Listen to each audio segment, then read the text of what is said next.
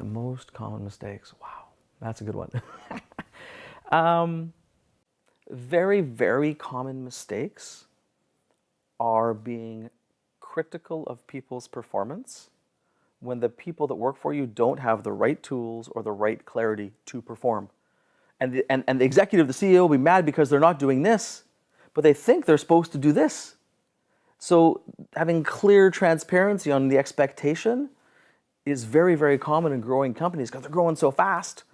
There's not enough time to have the systems in place, or they haven't put the time to have the systems in place to have really clear communication. So that's why for each employee, we believe that every employee should have a couple of key performance indicators or numbers that they can use so that those employees know at the end of every day whether or not they've had a good day without the person that manages them telling them. The other thing is that everyone should have what we would call rocks or goals every quarter, tangible goals, so that they can know if they made the right progress on their projects. Then we also talk about them having a critical number, so they know the one most important number in their world at any level of an organization. So that's one big mistake. The second big mistake people make, I see, is not being really, really clear on strategy. Although they may have one, because it's not clearly articulated, they muffle it or muddle it up over time, and something that was really, really sharp gets dull, and then a company becomes just like their competitors. And then they wonder why their margins slip and why it's harder for their salespeople to sell and harder to grow.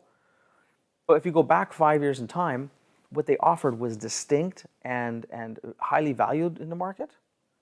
And over time, it becomes almost commodity-like, and what some people call commodity hell. They get stuck in this commodity hell. Third biggest mistake I see is in organizations is managing cash. People think that cash is something that the finance people do, and you leave that to the finance team. But every single person in the company makes decisions on what you buy, how you negotiate. Well, most people have a role in negotiating or buying something, and people don't understand the impact of the timing of cash flow versus the profitability of a company.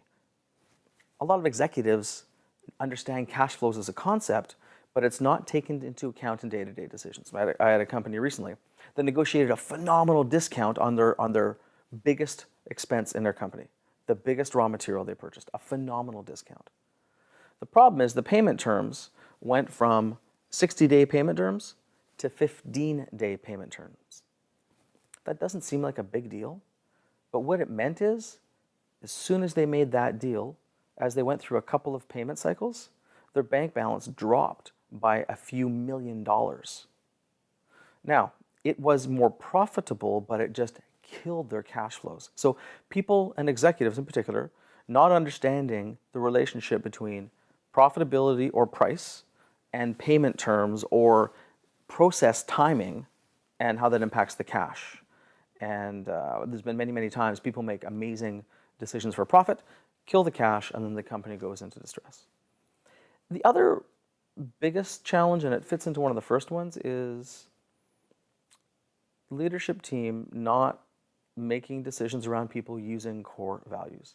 And a lot of people think core values are some corporate fluff and something your HR department does. But core values is really about having a whole bunch of people in your company who see the world through a similar lens as you. They have a similar belief or operating system, so that makes it easy to trust them because their natural instincts are similar to yours.